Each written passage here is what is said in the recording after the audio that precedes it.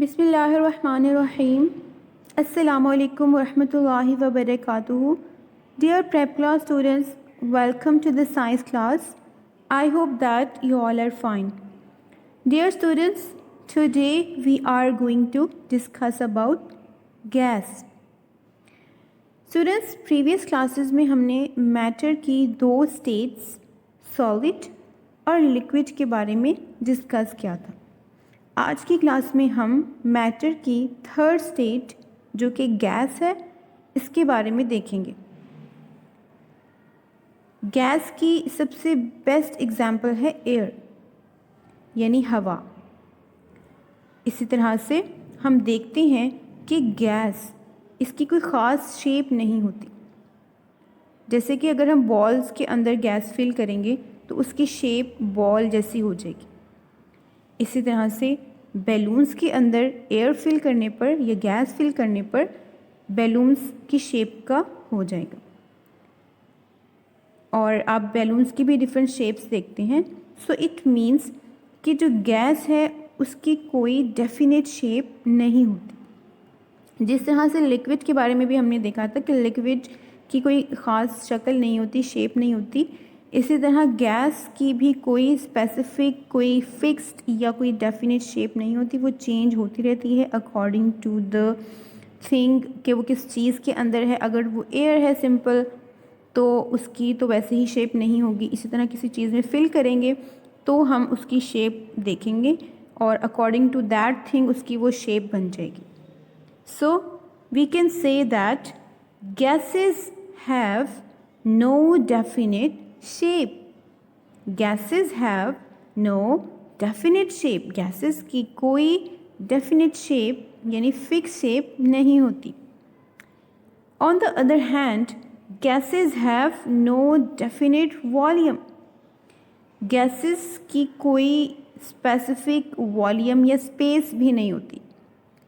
हम किसी भी चीज़ में गैस को फिल करेंगे उसकी हमें कोई ख़ास स्पेस ठीक से आइडेंटिफाई हम नहीं कर पाएंगे।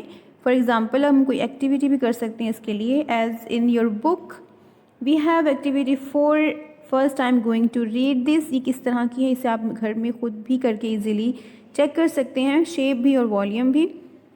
Take balloons of different shapes and sizes and inflate them by blowing air in them.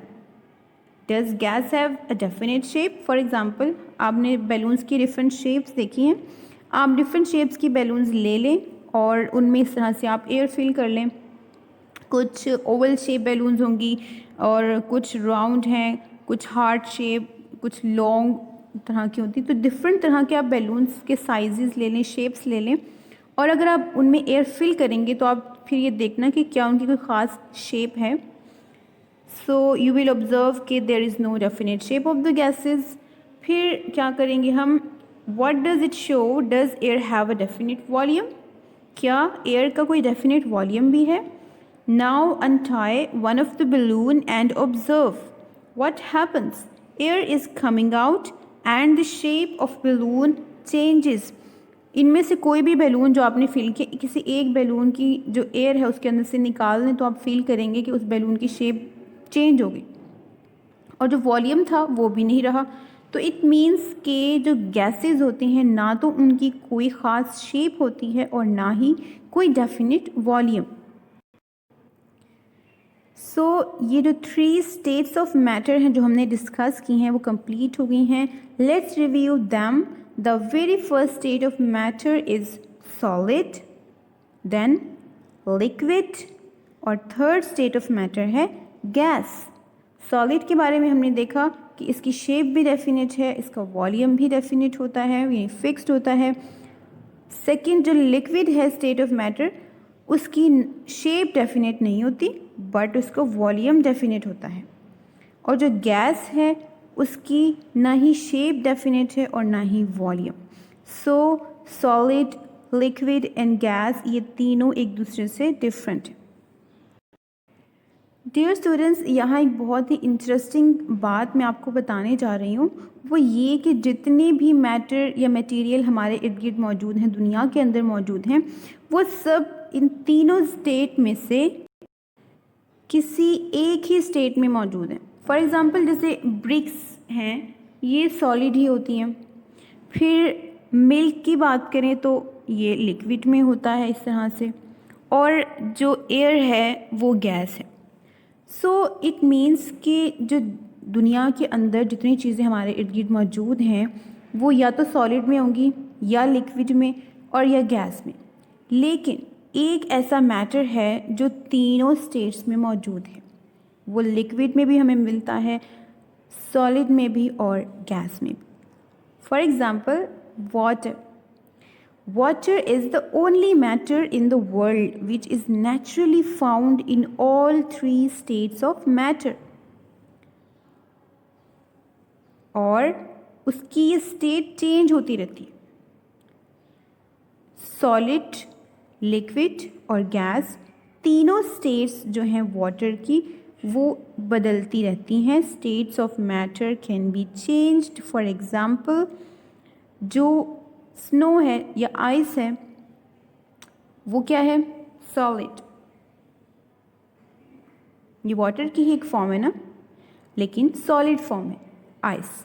फिर वाटर एक लिक्विड फॉर्म है, और जब हम उसे बॉयल करते हैं या हीटिंग उसको करते हैं, हीट देते हैं, तो वही लिक्विड बन जाती है गैस। सो वाटर जो है वो 3 स्टेट्स में मौजूद है। आप इसे घर में ख़ुद भी एक्टिविटी कर सकते हैं। वो किस तरह से, क्या आप थोड़ी सी आइस लें, आप देखेंगे कि आइस है वो एक सॉलिड है, उससे आप देखें उसकी स्पेसिफिक शेप मौजूद है और उसका एक वॉल्यूम मौजूद है।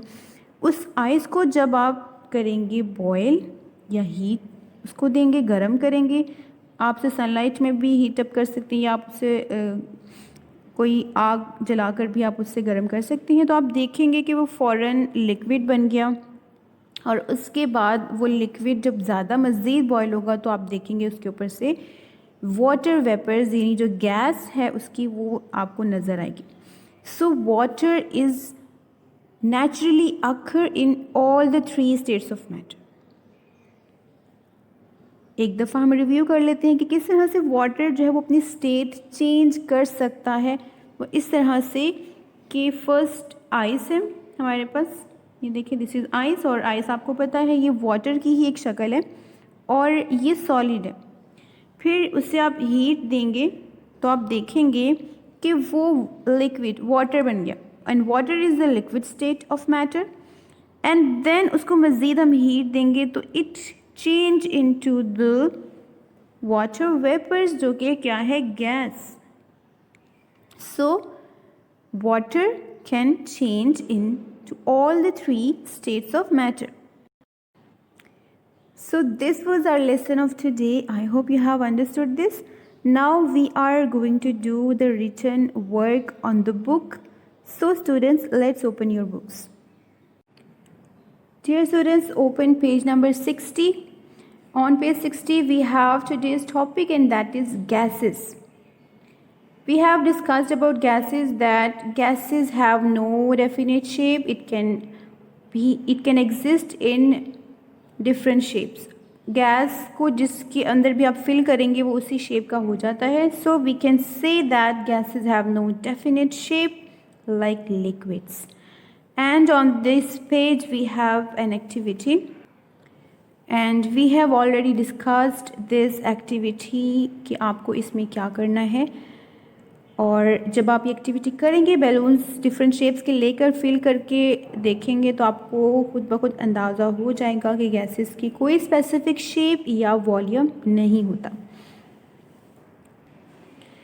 Now come to the page number 63. On page 63 we have a question here, question number 4. We are going to do this right now. Open this page.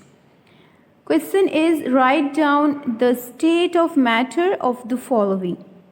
आपके पास एक टेबल नज़र आ रहा है और इस टेबल में 3 कॉलम्स हैं, सॉलिड का कॉलम, लिक्विड्स एंड गैसेस का कॉलम, और आपको कुछ स्टेट ऑफ मैटर यहाँ पर गिवन है, like air, would, syrup, rock, oxygen, Honey, oil, wall, steam, T, spoon, fog. इनमें से आपने ये आइडेंटिफाई करना है कि कौन सा स्टेट ऑफ मैटर है। अगर वो सॉलिड है तो हम उस चीज़ को यहाँ लिखेंगे सॉलिड कॉलम में, अगर वो लिक्विड है तो हम लिक्विड कॉलम में लिखेंगे, और अगर वो गैसेस हैं तो we will write those in the column of the gases. First we have air. So हम सब जानते हैं कि air is a gas. Very good. So we will write air in this column. Let's write this. Another word here is wood. Wood यानी लकड़ी. So wood is the solid. Yes, we will write wood here. Another word here is syrup. Syrup हम इसे कह सकते हैं शरबत, जैसे हमारे पास मेडिसिन होती है ना लिक्विड फॉर्म में, उन्हें हम कहते हैं। ठीक है, तो आप मुझे बताएंगे कि सिरप जो है वो सॉलिड है, लिक्विड है या गैस।